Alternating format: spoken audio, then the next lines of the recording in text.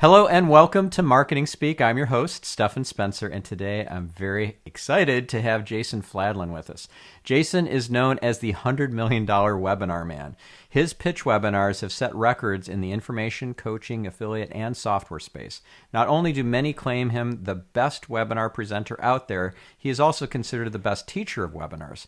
He draws upon his eclectic background for inspiration from being a Hare Krishna monk and a rapper. Born and raised in the small town of Muscatine, Iowa. As such, people like Joe Polish describe him as one of the top 5 living marketers on the planet. That's high praise. Jason enjoys his role as Chief Strategy Officer and co-founder of Rapid Crush, Inc., a company who has pioneered many different digital marketing methods that are considered standard today. Jason, it's so great to have you on the show. My pleasure. So I met you through Genius Network, through Joe Polish, and you've been in Genius Network, you've been in Genius X as well, which is his $100,000 a year mastermind.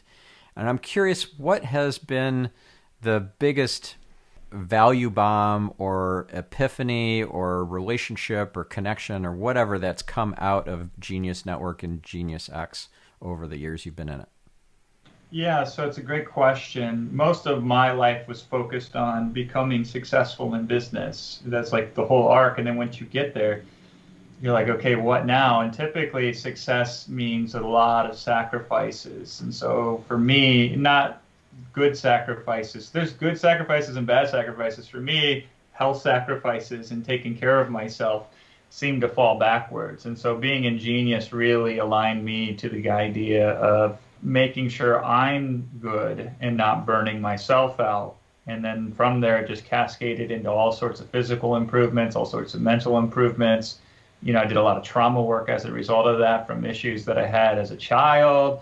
And that just allowed me to be more of who I am, which then actually shows up more effectively in my marketing. So it's obviously not the reason any of us join, but it's fun when what you think you're getting is like more business connections, more business advice, more direction, and what you end up getting is something completely different. So for me, that was the biggest takeaway. Oh, that is so cool. And I joined so that I would get more business benefits, and I did. I got lots of leads that became clients, lots of distinctions, tools, resources, strategies, and so forth. But the biggest thing is it contributed to my recent spiritual epiphanies, which that's for another show, another time. But it's been an incredible, valuable resource and network that I just wouldn't trade for the world. It's so worth $25,000 a year. It's a no-brainer to me. And so I'm excited to have met you through it. I'm curious, when did you meet Joe? We'll start talking about webinars shortly, but I'm a big fan of Joe Polish, as are you. So he's on this year-long sabbatical, just completely checked out of his business and of Genius Network. It's all running without him and quite well. And that's a big testament to his team. How did you meet Joe and how did that relationship start? Yeah, it's 2014. So internally, my business partner, Wilson Matos, and I were sitting down one day and we felt like we hit a ceiling in our business. So we said, what's the next level? And I was not a fan of networking and going to conferences and sitting in a room all day. I have severe ADD, so it's very hard for me. It's very challenging. And so Will was like, we need to get you out there more to broaden the connections besides what we have in our industry. So I said, here's the deal. You find me the very best mastermind you can, and I'll join it. And so Will goes to a business associate of ours who we worked with on and off throughout the years. We're actually working on a huge project right now with him. It's funny how that works out. A guy named Dan Hollings. And so Dan Hollings was the marketing director behind The Secret. The joke was, when they'd say, how did The Secret get so big? Because it sold hundreds of millions of copies. They would say, oh, the universe. And so Dan was known as Mr. Universe because he was the one that actually put the ones and zeros, the steps behind the virility of that marketing campaign. So Dan was a genius. But from that, things happened that weren't supposed to have happened, and there was disputes and compensation, blah, blah, blah. So Dan had put his heart and soul into this thing, but he was starting over again, essentially. So we had helped him get, Joe, first of all, helped him get square again, helped him go through that. And then when Dan was ready to go back out into the marketing world, we started publishing him. And so we published a couple products of his. And so Will had asked varieties of different associates, who would you recommend we join a mastermind of? And Dan says, you got to go into Joe's. So Dan introduced us to Joe. And then I joined Joe, sight unseen, and I went there. I just fell in love from the get-go. So been there ever since. Yeah. He is a heartfelt guy. He was a guest on this podcast last year. I love that episode. But yeah, he's the real deal. Yeah. All right, so let's talk about webinars, because that's what you're known for. How did you become known for webinars, and what was maybe a stumbling block or a misfire in the early days that taught you a valuable lesson? Yeah, I mean, so many misfires. I've made more mistakes than I've made correct decisions in my life. But the good news is it's very forgiving and flexible. So you can just get it right once. You get it wrong 100 times, you get it right once. So that was actually the attitude I had with webinars, is I wanted to do webinars. I got into business really in 2007. Is when I first made any money online. And I mean, I started with nothing. Literally, I had this little tiny apartment I lived in. It wasn't even an apartment. It was like a shed converted into one. I don't think it was legally up to code to live in, but I lived in it. And my living room was my bedroom, was my office, and it only had space to accommodate either a bed or a desk. So I'm like, do I work at a desk or do I sleep in a bed? So I worked at the desk and slept on the floor. So this is where I started. And early on, I was like, I saw the opportunity for webinars because there was teleseminars that were popping off really big back then. And so it naturally made sense that the next evolution was going to be webinars. And there were people doing webinars then, but they weren't really able to do them, mainly because of technological issues. First of all, there was no really stable platform that you could reliably do a webinar on that didn't cost, like an enterprise level type of investment. And secondly, internet connections just weren't that fast back then. So to stream audio, to stream video, both up and down, wasn't practical. So I just sat on the sidelines and I'm like, when this hits, I want to be on the ground floor of it. I want to master it. I want to get ready. And the benefit I had was I had no experience. So what happened were a lot of guys were porting over their experience and they were trying to retrofit a teleseminar into a webinar format. Or there were guys that were platform speakers. So they would go out and speak publicly at events and do presentations there, and they would try to shoehorn those into the webinar. I had no previous experience, so I started with a blank slate. I said, okay, I'm going to do anything and everything I can. So I had no biases, and I was raw and hungry, and so I started doing webinars. And I'll tell you what attracted me to webinars, first of all. The first webinar I ever did wasn't a pitch webinar. Pitch webinars are my favorite because they make the money, right? But the first webinar I ever did went as follows. I had a very small audience back then, mostly of people who were buying products from me on online marketing stuff, and I was charging like $7, $10, $15, $20. It was really cheap stuff, really tactical, very specific type of offers. And one day I said, okay, I'm going to do this thing. It's called a webinar, and I'm going to create my next product on it. So I wanted to teach people about productivity because I had been very prolific. I was putting out all these products. I was creating all this material. I was doing it really fast. So I wanted to teach them some of the methodologies. So I said, I'm going to do this on a webinar. If you show up live, it's free, and I'll give you the recording. If you don't show up, then you'll have to pay for it later. And I thought everybody was going to show up. Hardly anybody showed up, but that was okay. I didn't care. I had a little mind map. So back then, I was using mind maps, and I had what I thought was an hour of material, turned out to be 4 hours of material. So I just taught 4 hours, right? Yeah. It was incredible. I was exhausted afterwards, but boy, was it incredible. And there's about 100 people on, probably less, probably closer to 80. And at the end of it, everybody was singing praises and how great it was. So I captured those testimonials, and they got it for free. And then I went back to the audience the next day and said, you missed it. I told you I was going to sell this to you for $37 if you missed it. I'm going to give you one more chance for the next 24 hours. You can get it for $27. And here's what the people said. So I had more people buy this free product than get it for free because very few attended and many of them bought. But that got me into the webinar world. For me, the best part about it was I felt like it was a superior modality of teaching. So, and again, this is pre-YouTube. I mean, YouTube existed, but it was just a tiny little thing back then. And this was pre what we're used to today with Zoom and everything else. So I felt like this was a better way to teach a concept with interactivity and with fluidity and all this kind of stuff. So then the thing is this, it's like in marketing, the most effective, one of the most, probably maybe the most effective way you can make a sale is to show somebody what it's like to be your customer before they have to be your customer. Because there's a lot of risk involved in purchasing product or service or anything.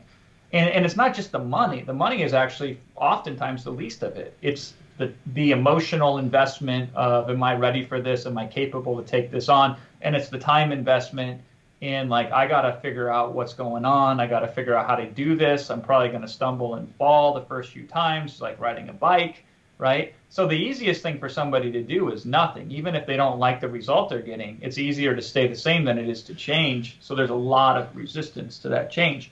And so the way that we break that down is, if you don't have to risk anything, but you can get the experience of what it's like to be the customer, then you can just determine, hey, I like this. I want more of it. Here's my money. You take out a lot of this unknown, uncertainty, the scariness. You reverse the risk, so to speak. And there's a lot of ways you can do that. Most of the ways are very inefficient, though. Like, hey, start a relationship, become their best friend, speak to them for 27 touch points, and then eventually one day when you're old and gray, then you can offer them something, right? So there's a lot of inefficient ways to do that. And I found the webinar was hyper efficient because for a lot of people, I could turn them from a complete stranger into a really solid, connected relationship in one sitting. I could give value in advance, and then I could extend the opportunity for an investment for more value. And if you look at most advertising, it is inherently annoying. It's most advertising is, hey, spend money with me, and then I'll do something for you. And so it's disruptive, it's pesky, it's like the pop-ups that you can't get away from, or what they try to do to offset this inherent nature of being pesky is they make it entertaining. Like, oh, I opened the beer can and then a beach volleyball game breaks out with scantily clad bikini babes, right? Which is entertaining, but it requires a massive amount of money to build that brand association type of affinity and then purchasing. Companies, small and medium-sized companies almost can never pull that off, and it's very unknown. So advertising when you're selling most products, if you're a small business, kind of goes like this. Oh, you got a wound? Hold on, let me rip it open, let me pour salt into it, and now let me sell you the solution to clean it up. So we actually, the framework that typically works the best and is most accepted is, let me remind you of all the pain and problems you're suffering, let me heighten and magnify them, and then let me provide the relief in advance. Because you got to, if you're going to get people over that threshold of resistance of wanting to change. But this is the counter to that. This is like, let me show you that there's hope and there's potential. Let me cue you in on what really matters so you can see transformation ahead of time, or you get aha moments or paradigm shifts. And then I will extend the opportunity for you to go further, knowing full well that no matter what it is, one webinar is not enough. It never is. If it's super valuable, then you can give away everything you possibly can hope in 1 hour, and you'll still have truckloads of value left, and people will then be able to decide if they want it or not. So those are a few of the reasons that attracted me to webinars. And so when I started, the best thing that I did, and I still do it to this day, but my audience has trouble because I'm trying to teach this to people, right? Is I just iterated. My concept is, how can I get in front of an audience as quickly as possible? Let me just do that, and the rest will work itself out. So I didn't get stuck on what platform should I use. I didn't get stuck on, should I do full motion video? Should I use slides? I didn't get stuck on a lot of the mechanics. What about my lighting? Blah, blah, blah. I didn't even get stuck on, like, what should I title the webinar? I just said, how do I get in front of people and try to create a paradigm shift, an aha moment, right? What's the one biggest constraint that they have related to this specific topic? Can I remove that constraint in one sitting? And then once I remove that constraint, can I point them to a solution to now create this newfound momentum into something bigger for the future? And that was it. That was the play. And That's awesome. For webinars, I just did that as much as humanly possible. And after a year, 2 years and several thousand hours later of being live on webinars, I kind of figured a couple things out. Yes, you did. Aha moments. Like, what are some of the aha moments that drive the most signups and action taking once they're on the webinar, and long-term value, like lifetime value for you with that customer or client? Great question. First thing I do when I sit down to create a webinar usually is create what I call a clearly defined outcome, which is when this webinar is over with, from a behavioral standpoint, I want this person to now be able to do this, something that they want but seemingly can't get, right? And so I try to become very clear. Now, there's exceptions to that, but in general, that's one of the frameworks in which I operate, and it's the easiest one to teach too, is this. A lot of people give information, but they leave out transformation. So I don't believe, my philosophy is you don't learn if your behavior doesn't change. And so the person who now knows 172 really great keto recipes to start their new keto diet, and they don't cook any of those recipes, they haven't learned. They've intellectually understood, perhaps, but it hasn't shown up in a behavioral aspect. Behavior hasn't changed. So my framework is, what's the clearly defined outcome? And attached to that is, what is the behavioral change? And so psychologically, there's only a few that matter at a high level for all human beings. And so it's really mostly filtering them and trying to match the one up that best relates to the topic and the context at hand. And so, a common one, and most people know this, but a common one is people are more motivated to move away from fear than they are to move towards pleasure or to gain, right? And so generally the clearly defined outcome starts with, what can't you do that's keeping you up at night, that's angering you or frustrating you or putting you almost to the point where you're ready to throw in the towel? And how do we give hope where once hope did not exist? But you have to start with the pain.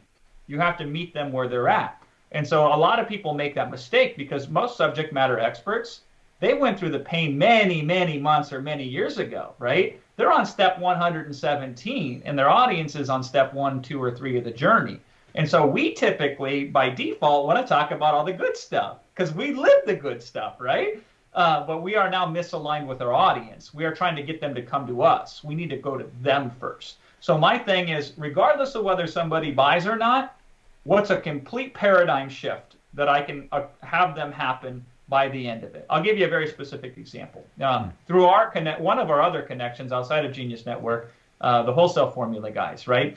Dylan and Dan, we do a webinar for them. So a lot of ways we make money these days is we find great products and we write the webinars and promote them and we take a commission. We don't create the products, we find the good products, and then we articulate what we feel are stronger sales messages to improve conversions of those products. And we use a webinar to do that. Oh, by the way, Dylan was on this podcast. So listener, if you are interested in how to crush it on Amazon, Dylan Frost, he's amazing. And that episode is definitely must listen. Well, yeah, and that'll pair perfectly with what I'm about to say, because he knows that he has the methodology of selling on Amazon that I think is the most superior in the market. So my goal is to then have somebody realize why this particular approach to Amazon makes the most sense, which is hard to do in an hour. And some of the constraints that get in the way is it's almost unbelievable. So that's one of the challenges that I have is it seems like it can't be this way because it's predicated, believe it or not, is there's so many products on Amazon that simply just need another seller to sell them.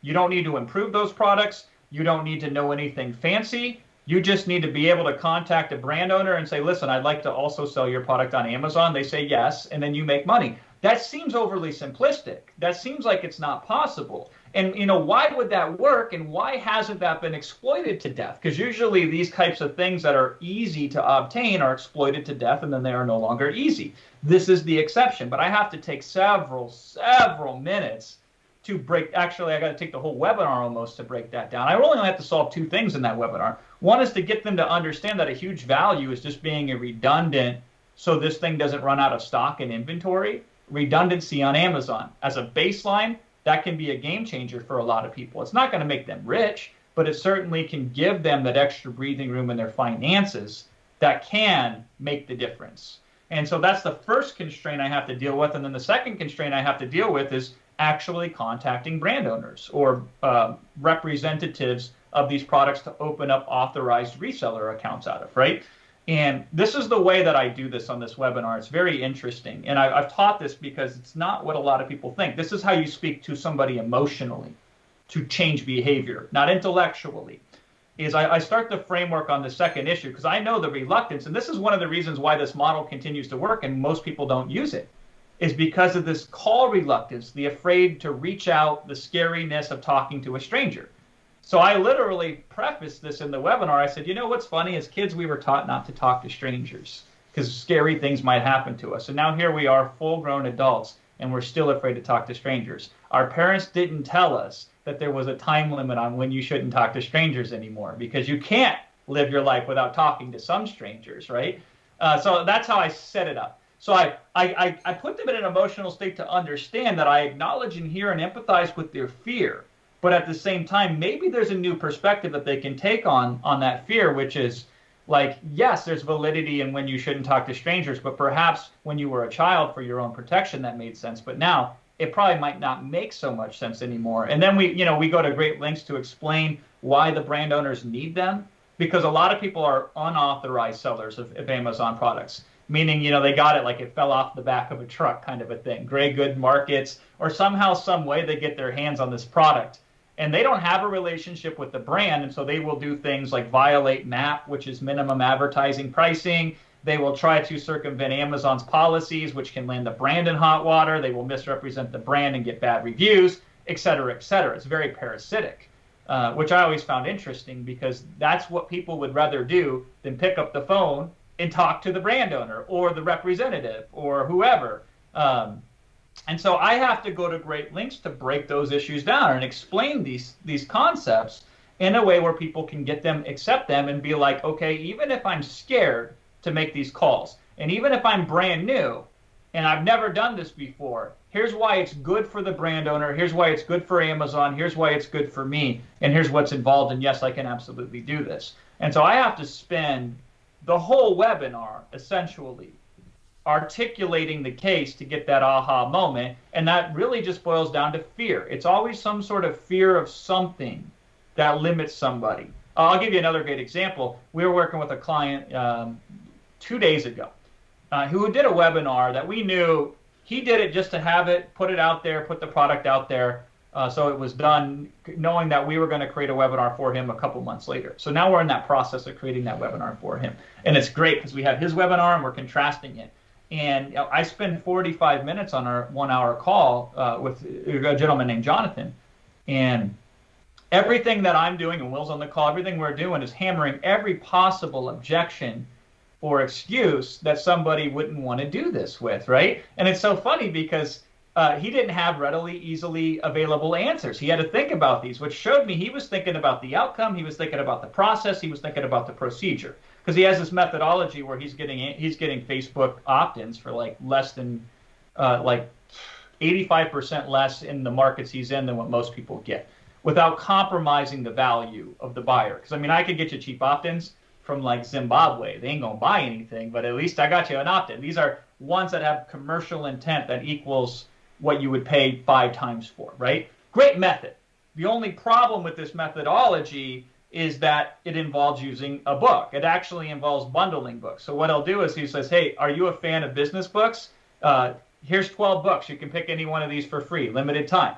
So what he does is he takes 12 different books, puts them on a landing page. People can select the 1, 2, or 3 that they want, opt in, and get those books. And so there's 2 major issues that clients are going to have with that who aren't authors, which is a majority of people, right?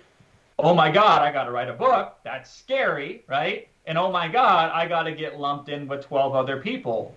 Is that going to work? What if they don't pick me? How am I going to find 12 people, et cetera, et cetera? So on his webinar, he spends a lot of time talking about how to create the book. And he has a really slick process for it. And they do produce really good books. I've read them. I've seen them. I like them. And it really has nothing to do with this person even writing anything.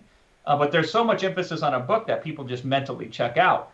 And the other issue is there is this problem with that whole bundle of how do I get 12 people on it, right? He has a really elegant solution to that. but he doesn't introduce that until an hour after he breaks the concept. So again, they've mentally checked out, right? The way that I'm thinking about it, I don't know if I'm going to go this way, but right now my initial premonition is this. Here's how I'm going to start the webinar. I'm not going to get into the weeds and the details. I want to assert this concept of like, if you're going to buy advertising on Facebook, you got to have some sort of advantage. Otherwise, you're going to lose. So there's historically two types of advantage to buying advertising on Facebook. One is you outspend everybody else. That's a very effective method, provided, of course, you have more money than the next person, which most people aren't going to.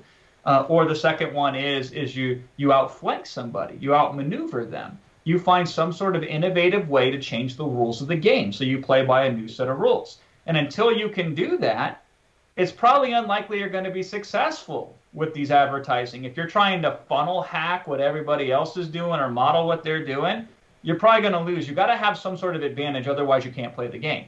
So what does an advantage look like? So now I'm going to build and framework an advantage and what an advantage could look like, right? And then I will spend 45 minutes because it's great because this type of advantage, the ads are easy to write. They're not sophisticated. The real value in this advantage comes from the bundle effect. It's essentially, they don't sell baseball cards in packages of one or Pokemon cards or anything. They put them in a big bundle and you buy them thinking, I will like 1, 2, or 3 of these. And then psychologically, the effect is if I choose which one I want, that's ownership and I will value it more. If you force the choice on me, even if I make it, I will value it less. So I have to get that aha in there as well. So here, let me stack all these advantages you get up using this particular model, and now they're committed, and then it's like, oh, by the way, we're going to use a book to do that. And now the book becomes where it should be. It's a function of the bigger picture.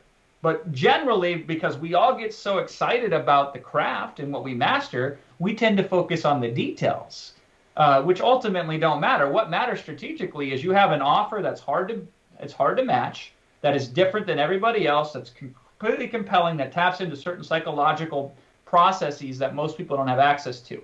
And then it's just a matter of, let me now convince you that you in fact can write the book, and now let me show you how we bundle these together for you. But we got to set that up first. And so that's another example of how we would create a paradigm shift or an aha moment. The aha moment is I can have an advantage when buying advertising on Facebook, even if I'm brand new, even if I'm just starting, even if I'm not technically that sophisticated, I can have an advantage. And if I did have an advantage, then I would understand that I can now be successful, whereas I couldn't before. So there you go.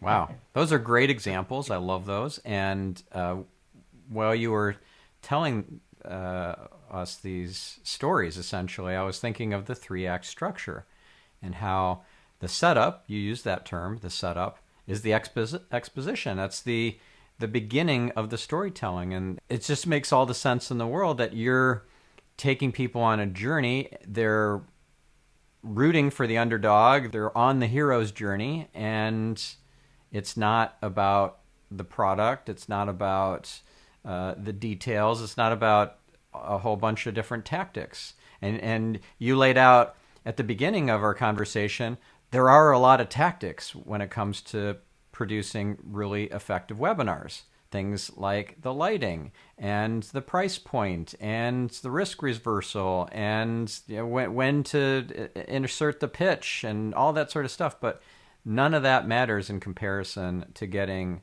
the right transformation, behavior changes, and getting them emotionally involved in the story. Yep. Yeah, I mean, and again, you got to give hope to the hopeless. That's how I look at it. Is the concept I use is this: nobody goes to the therapist and says, "Listen, my life is like almost perfect. It's just really crushing it. Every day is pretty stupendous, but I think I can eke a little bit more happiness out of my life. Help me get that." Right? People don't go to the therapist for that. People go to the therapist because they're depressed, because they can't get out of bed. They can't even motivate themselves to brush their teeth in the morning. It's a disaster that precedes somebody seeking a solution. And so in most cases, with rare exception, when you're selling product, you are selling it to people who are seeking to get out of a very painful and stressful situation. I want SEO because I can't get traffic. Is a very common reason why people go to SEO. They don't say, I want SEO because I really want my brand to be best represented in all facets and all places that I am. Now, there's some customers that do that, but a lot of them are like, I need traffic. If I don't get traffic, I can't make payroll. If I can't make payroll, I'm going to have a revolt. My kids are going to starve to death. And so I need to drive traffic. Now, I will do SEO if I convince it's a better solution than buying the traffic, or I will do SEO if I'm convinced that there's some sort of way that I can make this work, even though I don't even know how to spell SEO, right? So it's like this is where we have to meet the client. So most people will never get on a webinar. Let's just be very clear. This is always a fun conversation I have, because people will say, Jason, who in their right mind watches an hour or 2 or 3 hour webinar, right? And the answer is most people, for most topics, in most situations, do not. And they won't watch a 1 minute. If it's TikTok length, that's about their limit, right? Now, most people that are the best prospects in your market, 1 minute isn't even scratching the itch. They need at least an hour. They probably need 100 hours, and you can't even give them enough. They always want more. These are the people you can help the most, and these are the people that are going to spend the most money. And they're about 5% of your market. So we don't want to build our business unless we're a gigantic corporation, a public company, or we have very deep VC-funded pockets, right? We don't want to build our business on the 95% of the audiences that represent about half the revenue in a market. We want to focus and build our business on the 5%, because not only will that make us more money, we will have customers that are most likely to benefit from our services, right? So it's like, your mom and pop dry cleaner down the street could probably benefit from SEO. Their SEO is probably horrible, right? But are they really going to do anything with that? Is it really going to make a difference? They're probably going to complain at every step of the process. It's not going to be very enjoyable. But if you have somebody that has sort of some sort of like life-changing, life-altering new medical procedure, and they can't market it, SEO can completely change their life. And their customer's life, and there's a lot of money involved to the direct proportion in which impact can be measured, right? And so the concept here is most people most of the time won't get on these webinars, but the few who are most in need of help and are most willing to do what it takes on their end to get that help and take it. Because I can't do it for you, right? I can open the door, you have to walk through it. What we do is we don't change people's lives. We help them change their own life. They change their life. We set them up so change can occur. That's a very important distinction. And so those types of people, this is who we build the webinar for. These are the types that are likely to come. They're likely to show up. And this is why with a little bit, you can do a lot in terms of your marketing. And so for me, the webinar, what's great about that is who comes and watches this? Only the people that matter the most. And in fact, right now they are underserved in any given market, because people think attention spans are getting less and less and less. And show up rates are less and less and less, and they might be, right, and they certainly will be as things trend up and down. The idea, though, is we don't play to show rates, we don't play to conversion percentages, we don't play to earnings per attendees or any of these other metrics that people quote when they do webinars, right? We play to souls. We play to people's livelihoods. I've had people tell me, oh, nobody's going to sit through a webinar, Jason, in a seminar on day 2 of a 3-day seminar that they've spent 10 hours a day in, that they flew 10 hours halfway across the country to attend, right? But nobody's going to sit on, right? You will sit on it if it's life-changing possibly for you. But here's the point. If that's what you're coming for, I better be able to deliver that. Yeah. I got to hold up to my end of the bargain. And so life-changing starts with usually the focus on what's your biggest problem, what's your biggest pain point related to blank, that I could reasonably show you a solution for in 1 hour. I'm not going to solve all your problems, but if I can solve one of your problems. And inevitably, it almost always revolves around this fear that I'm not adequate enough to do this, or that I am not deserved enough to do this, or I'm not capable enough to do this. And so majority of our focus, we got to put it in plain terms and not abstract, and it's got to be concrete. But almost always, and this is true with the millionaire as it is true with the thousandaire, almost always it's like, let me show you why, yes, even you with little confidence, little self-esteem, little faith in your abilities, yes, how even you can do this. And that's generally what we end up focusing on, because, man, people are their own worst enemy when it comes to their own progress. And so we got to help them realize the capability. This is why I use a lot of closes. I love some of these closes, like the talk to strangers close. Is a great close. Another close that I use oftentimes is like, there was a point in time in your life where you couldn't walk, you couldn't talk, and you couldn't even go to the bathroom anywhere other than in your pants, right? And now look at you. Look at how far you've come. You've learned a language without even any formal structure or tutorage. You picked it up even before you went to school. Why? Because you wanted to. And you learned to walk even though you had no understanding of physics, right? And pretty soon you took these 26 letters of the alphabet and you started stringing them together to make all sorts of complicated phrases and essays and paragraphs, right? And that really puts people back in tune with what they actually can achieve. And now that makes them feel like, okay, and what made that happen? Curiosity, excitement, desire. So you have that in you. How can we point that out? How can we channel it that? So that's a big close I use all the time. I use the close of the fear of success. Somebody says, Jason, I'm afraid of this. I say to them, are you afraid of failing, or are you more afraid of succeeding?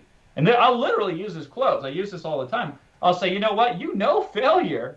Now, keep in mind, I've had rapport build. I have empathy. I have connection. So they want the truth at this point from me, and they can take the truth, right? I said, you know failure. You are aware of what failure feels like. That's very comfortable. It's not what you want, but at least you know what you're dealing with. Success? You don't have any frame of reference for that. You have no idea what that's going to be like. So is it fear of failure that's really holding you back, or is it fear of success? And what I have to do there is I don't have to convince them that it's one or the other. I have to open them up to the possibility to see beyond this myopic viewpoint of this very microscopic thing that's holding them back, where they're rigid and they're inflexible. And I had a client the other day. I was on a call, or a customer on a webinar, and I wasn't running point. I was running support on this webinar.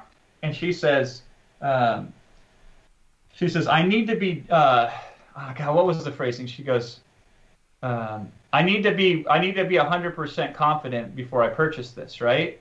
And I said, couldn't you just be 60% confident? And she goes, okay, I'm in, right?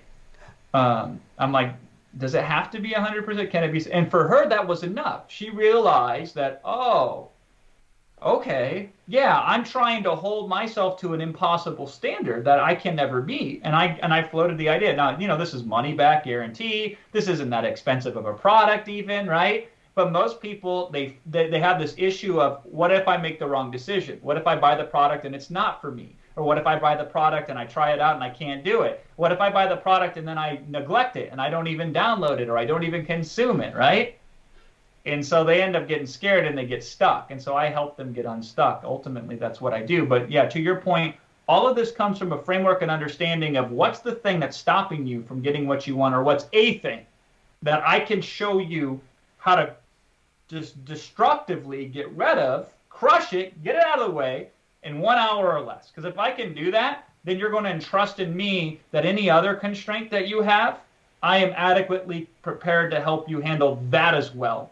And so now you're very eager to buy the product, or more open to, at least, right? Yeah. When you were talking about the fear of success, that reminded me of the Marianne Williamson quote I love, which is, our deepest fear is not that we are inadequate. Our deepest fear is that we are powerful beyond measure. It is our light, not our darkness, that most frightens us. We ask ourselves, who am I to be brilliant, gorgeous, talented, fabulous? Actually, who are you not to be? You are a child of God. Your playing small does not serve the world. There's nothing enlightened about shrinking so that other people won't feel insecure around you. It's just beautiful. It goes on, but I thought of that quote when you were talking about that. And that's like right on. I mean, ultimately, that's what we do. It doesn't look that way, by the way. You analyze my webinars, you're not going to see that. You're going to see, there's two levels of communication, by the way, in any type of communication. There's the overt communication, and then there's the covert communication. So really good communicators can simultaneously communicate on two levels. So it will seem as if I'm teaching you mechanics. Hey, you want to sell on Amazon? Step 1, do this. Step 2, do this. Step 3, do this, right? But I'm also creating covertly the room for you to be open to alternative perspectives on the problem, other than the one perspective that has you stuck. Because almost inevitably, when somebody's struggling with something to get something that they can't quite get right now, it's because they are stuck. They can't see anything other than one specific perspective. And so, a flaw in human conditioning, it's like if the brain were an operating system, this is a bug in the operating system that needs to be debugged. And that bug is this concept of binary thinking, or, it's called also dichotomous thinking. It's called black and white thinking. And there's 100 other names for it that psychologists and behavioralists have came up with, but it's absolutely brilliant. We tend to default to organize things as one or the other.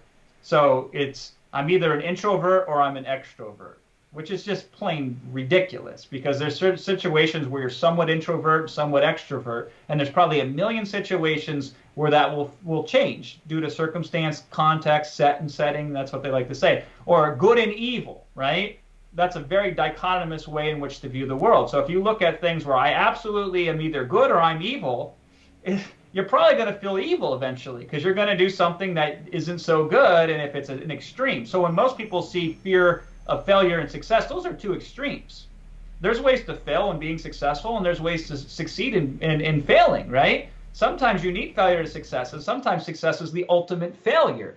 You have to be aware of the fact that almost always there's so much nuance and context, and and what's brilliant about that is there's so many perspectives to consider.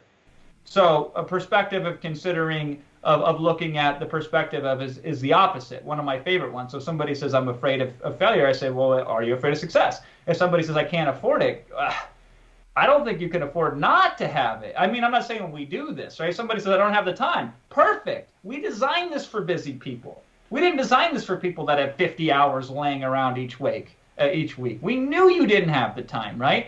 So there are a lot of methods and that's just one of perspective shift. The child perspective shift, as you've heard me say earlier, seeing it through the eyes of the child. I gotta interrupt and share something I yes. learned from my Kabbalah teacher just recently, is to look for the good and the bad, and look for the bad and the good, because exactly. There isn't the dichotomy of just good and bad or good and evil.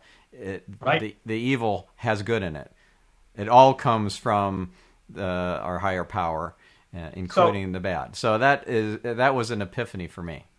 And so the way I look at things, which helps me structure my webinars, is things are not good or bad. They're either empowering or limiting to some degree, right? So I ask myself, does this empower me or does this limit me? I ask myself, if I'm teaching somebody, will this empower them or will this limit them?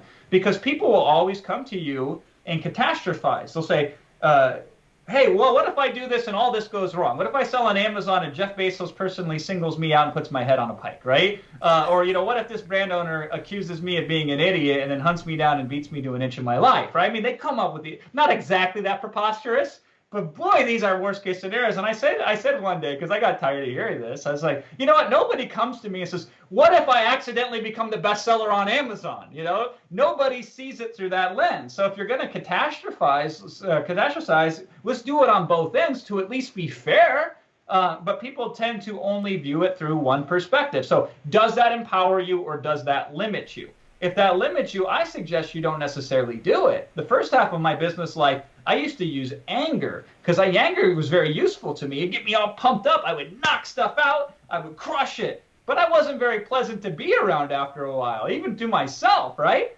So the refinement, and life is a series of refinements. The refinement to that was, is there a state that is as empowering as anger without any of the secondary harm that can be included with that? And I turned out that there was. So to me, it's not about success or failure. It's about curiosity. Let me see what's going to happen. I'm interested to see what I'm going to find out. What's going to go my way and what isn't going to go my way? What am I going to be surprised about, right? Where's going to be the challenge and the opportunity, and where's going to be the opportunity and the challenge? Now, imagine if you came into the state of mind with a problem with that. Like, how much easier would it be? So your job on a webinar, or anywhere for that matter, but specifically when there's money on the line, this is when you have to really be good at this stuff, right? Your job is to help people gently release some of these limiting viewpoints and limiting states and limiting kind of conclusions, and open up the opportunity for them to try on other empowering alternatives to at least consider. Because otherwise, it's unlikely they're gonna change even if they buy your product. Einstein said it best. He says you can't solve a problem with the same consciousness which created it in the first place. And so essentially what we're doing is repattering it. But I don't ever look at anybody as a failure. Absolutely not. Now think about how empowering that is. If I see you and I never see failure, I see potential. I see leverage. I see excitement. I see openness, right? How much better can I serve you? But if I look at, and I'll tell you, here's a great example. This actually happened in Genius Network, right? I was breaking down a model one time for the group. We were in seminar. There was like 60 people in the room or 40 or whatever. And I said to them, I said, listen, if you do this after day 1 or day 2 or day 3, you're going to get an 80% drop off from your audience. They just won't participate. And I said to them, I said, why do you suppose that is?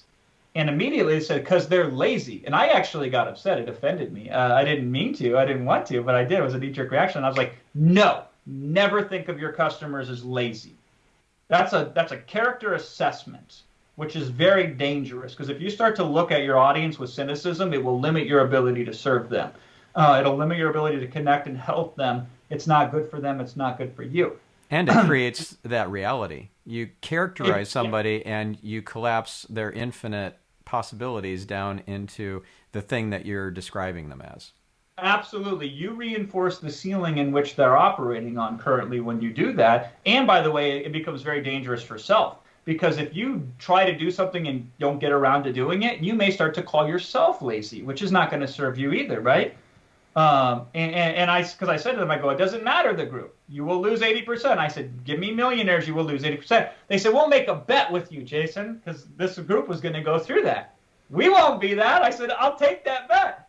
80% day 3, right? And this was my point to them. I said, it is just one of those things. It's the law of nature. And if you obsess over trying to fix it, if you get angry about it, if you waste your potential on trying to focus on the minutia, it's not going to serve you. It's not going to serve your customers. So you have to be okay. So my big buy-in to that audience was you have to be okay with losing 80% by day 3. If you're not, it's going to be hard. If you are, it's going to be easy. Now, listen, I don't want to lose anybody. Do you know? But you're going to have to discipline yourself to that disappointment. Otherwise, you won't be successful. And now they're like, okay, I got this. My favorite framework on a webinar is saying, hey, listen, even though you can do X, Y, and Z, like really go for broke and be awesome, I don't want you to. I only want you to operate down here. Because I don't know if you're ready to operate up here, right? If you deliver this in such a way, your audience will buy the product to prove you wrong. They will say, instead of trying to be worried that, can I reach that goal, right? Instead, they're like, oh, I'm going to go way beyond. So most people, when they buy anything, they're afraid that they're only going to get a small potential out of the thing that they're buying. And then they have to justify, is that enough to make the purchase, right? If I only get 5% of the value that's promised, does that justify the purchase? In my case, I'm like, listen, even though there's so much here, right? I forbade you to make this much money before the end of year 1. Don't do it. Only make this much, right? And they're like, oh, yeah, I'm going to show you. And that's such a more powerful frame where I am now taking the opposite. I am being the limiting voice that they're going to disprove. Now, that's an advanced frame. But nonetheless, that is a very, very powerful frame. I used to do it all the time in Amazon. And it was true. This is where it was built on. There's 2 ways to play the Amazon game. One is you can go big or go broke. And the other way is the steady, you make $3,000 a month and then it goes to 4, and over a year or 2, now you have real serious solid business, right? So I said, I'm going to show you people that are making $40,000, $50,000, $100,000 a month in some instances. I do not want you to emulate them. I said a large part of why they got there was right time, right place, and there was a whole lot of luck. And I know people are allergic to that word. I'm afraid if you attempt to do that, you might miss and you might come up with nothing. So I said, instead, I want you to follow this approach. And I showed him this guy named Raul, who was a customer of ours. And Raul's approach was great because it had these setbacks in the way. And he only set his goal to make $1,000 a month. And he ended up making more. And then I showed them over time how that could look like. And I was like, Raul, to me, is the best way to go about this because of the lack of risk. Yes, you limit your upside, but boy, you just almost completely get rid of the downside. Yeah, you know what that reminds me of is James Schramko talks about this thing called the mildly impressive case study, right? Because you can relate to a 30% increase in your organic traffic or your sales or whatever, but a 500% or a 2,000% increase, that sounds like nonsense. Or like a huge household brand name like Chanel or something like, well, that might work for Chanel, but that's not going to work for me. And then they just tune out. Yeah, and there's this concept of like anybody can win the lottery. You just pick five numbers. It doesn't take any other expertise. I mean, we're seeing this in the crypto market right now that we're playing, and some of these guys think that they're geniuses when I just call them professional coin flippers, right? They've called heads a couple times in a row, and now they're going to sell you a course on the concept. But anybody can win the lottery. It's not relatable. It's not something that I want my customers to model even, because I want their long-term success. I sell you something one time, whoop-de-doo, I made some money, right? If I empower you and make you more money, you now have more money to spend with me, and I can sell you many things. And if each one of them makes you better, then there's an unlimited amount of things that I can sell you over our lifetime, either yours or mine, whoever lives longest, right? And that's the business I want to be in. That's the business I strive to be in. And so I don't want my customers to act against their own interests as all possible. Of course, it's their decision at the end of the day. But I give them these two models. I say, this is what's possible. This is the perils involved. This is what's safe. And regardless, the idea is, this is called a double bind in psychology, is I win either way. Because if somebody says, okay, I'm going to stick to the script, great, I'm happy. If somebody says, I'm going to defy you and I'm going to go overboard, I'm not convincing them to burn the midnight oil. I'm not pushing them to work harder, which is probably not going to work that well. They're doing it internally, and that's more effective. That's better, and it still allows them to have this parachute with the backup chute. Like if I go for broke, I can always regress back down to here. And again, and this is higher level selling. Most people won't need this, but ultimately you have to, if you really want to go big, you got to differentiate. Most markets don't need that, because what I'm talking about today is the key differentiation point. Just doing it the way I described to you. If it's the same thing you sell that everybody else sells, you will uncommoditize yourself just through the medium as well. But when you're playing like all-star level, big boy ball, you want absolute positioning that is counter the rest of the market. And so one of the effective ways that we do webinars that's counter the rest of the market is everybody's selling best case scenario mostly, right? All this goes right. Look at all these success stories. It's all good. There's no failure. They are scared to even bring up the potential limitations and objections, right? And we come out there and be like, listen, I'm going to downplay this for you and minimize some of the possibilities. I'll show you the big stuff, but I always bring you back to reality. And now we sell differently because nobody else sells that way. When I say, listen, yes, you can do 100,000. Yes, I got 50 case studies that I can show you that do $100,000 a month. And it's absolutely entirely possible. But I think the problem with trying to go for 100,000 is you limit the opportunities to a very thin slice. And I don't want you to do that necessarily. I want you to do this model instead. Now, you can get fancy. The problem with getting fancy is you might get overwhelmed. You're trying to do 100 things at once instead of just doing one thing, right? You can do that, but I want you to, if you're my child, I'm going to tell you to do this instead. And so I'm giving them those options, and now it's a whole different sort of selling because people are not used to being sold in that way. So not only do you have unique content, unique presentation that stacks. It's not just 1 + 1 = 2. This is an exponential effect, which can really differentiate you from your market. But with that said, just getting in front of somebody and attempting to serve right now for most people, that's where I want you to be at. By the way, I just demonstrated the technique for you. What I just did, I gave you the big picture, and then I pulled it back to reality. That's a really good technique, because the reality is, where did I learn most of my stuff? At the end of the day, it came like this.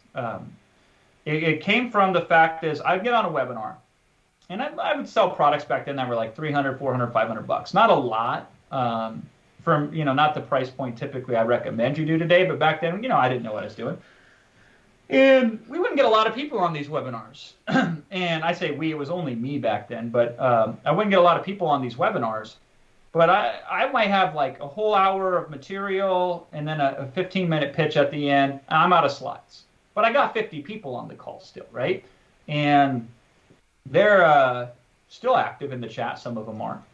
And I'm like, well, what do I do? I have energy. I don't want to end the webinar. There's souls in front of me. Maybe I can connect with a few of them, right? And part of me also does the math. Okay, if I can sell 2 more people in the next hour at $500 a pop, that's $1,000 an hour. That's a lot of money, right? Not as much as I make these days, but back then, that's a lot of money, right? So, okay, let me do it. So it would take me an hour, and I might close 2 of them, okay? Now there's 40 people left on the webinar. They're still active. Can I go another hour? Turns out I can. Do I pick up another sell? Okay, now I'm only making $500 an hour, but even that was worth it back then. And then when you factor in lifetime value and when you figure out these skills, I thought that, that's what really is the valuable. So here's what happens. After you do that, you do one of those a week, and you go 4 hours per week, one time a week, where you have about an hour and a half of material and 2.5 of free flowing, where you're just talking to people and you're trying different stuff out. By about week 50 of the year, you kind of don't care anymore, which is great. Because you're not so worried about the niceties. You're not so worried about the normal things that keep people in a certain mode of operation. You just try things for your own amusement because you don't want to say the same thing over and over again. You don't want it to be Groundhog's Day. So you start screwing around even. Or you just start to see, what the hell would happen if I did the complete opposite of what I'm supposed to do? And very often you'll find that the opposite is actually the thing because nobody does it. And so for a lot of people, the best thing is to get in front of audiences because they're very forgiving. If you lead with your heart and you attempt to serve with sincerity, even if you get some of it wrong, even if you make it overly complicated at first, even if you screw up the pitch, some of our best webinars, we go back to our audience and say, we messed up. We thought you needed to know X, Y, and Z. Turns out we were wrong. You just needed to know X, and you needed to know that in depth. So if you will forgive me, I would like to make it up for you. And then do a webinar 2 days later, right? Oh my God, you almost want to screw up the first one just so you can redeem yourself in the second one. Right now, I would never do that intentionally, but God, the purpose of this is to provide value and service. And that's how you make the sell long term. And if you do that, they will be very forgiving of mistakes. And then over time, you will develop just inherent capabilities and unconscious knowledge that will allow you to just be able to look at a customer and say, this customer probably needs to hear this thing specifically in order for them to now be able to sit down that thing that they've been carrying around that's holding them back. Now, that'll be 100% different than the next customer. Or this situation should probably be presented in this way, not that way, right? But you don't get that until you get in front of people, make offers to them, see what happens, and then adjust. Yeah, I love how you see these people as souls and that you're here in a place of service. That's a great frame. That's a great way to be in the world. Do you have a few minutes to switch to like a lightning round mode for our last little bit? Absolutely. Okay, cool. Yep. So we'll keep the answers short, and I'll get through as many of these questions as quickly as possible. So first off, what, if any, are some of your favorite platforms that you like to recommend?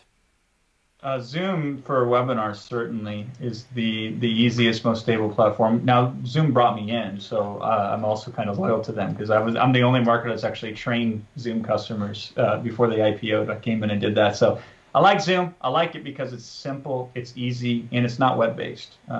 The fact that it's an app is actually going to help create better conversion. It feels more intimate. It feels like an event.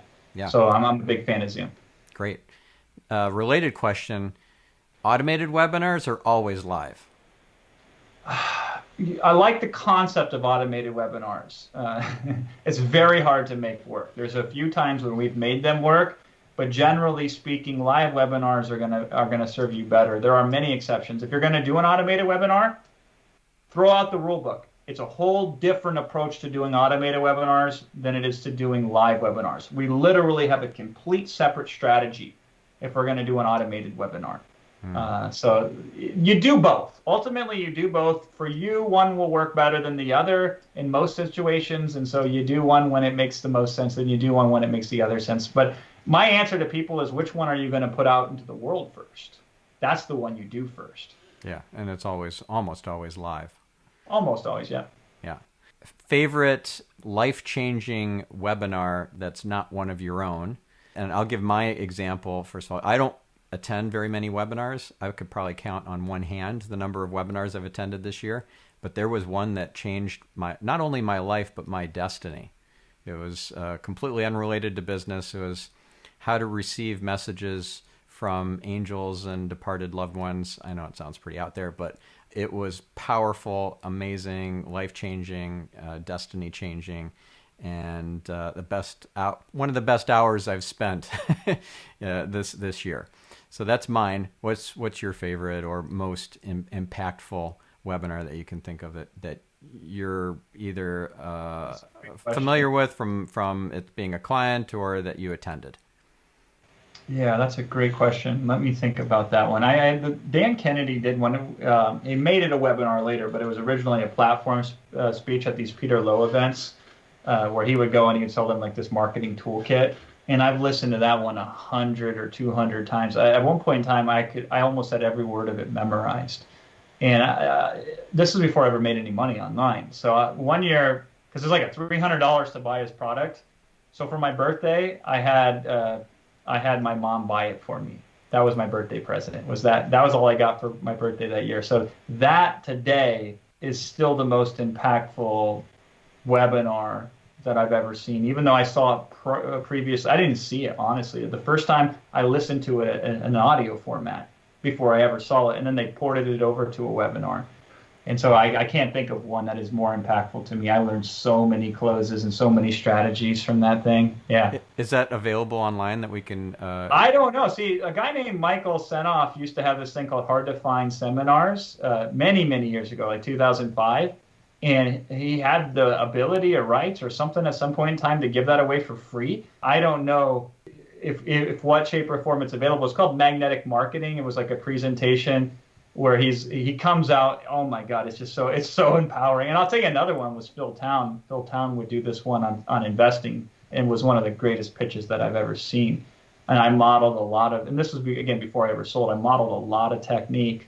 Yeah, I love Phil. He's amazing. He was a guest on my other podcast on Get Yourself Off. Cool. Yeah, he's a cool guy. Yeah. Awesome. Well, those are great examples. If you can maybe follow up with a link or something that I can include in the show notes for each of those two, that would be amazing. So our listener can see something more about each of those. This one too many years ago. I don't know if it was him, if he led it or hosted it. He had Wyatt Woodsmall, who's a NLP like master practitioner, who taught this framework that I still use to this very day on a webinar, which is essentially the concept of why, what, how, what if. It's not exactly what he taught, because I modified it, but the whole concept of why is this important. So before I tell you what to do, let me tell you why it's important. Then let me tell you what's involved, so you know the moving pieces. It's kind of like, here's the puzzle box. Before you put the puzzle together, you have the picture, right? And then the how specifically to do whatever it is that you're doing. And then the what if is the possible outcome or outcomes that you can see that. So most people focus only on the how. Do this, do this, do this.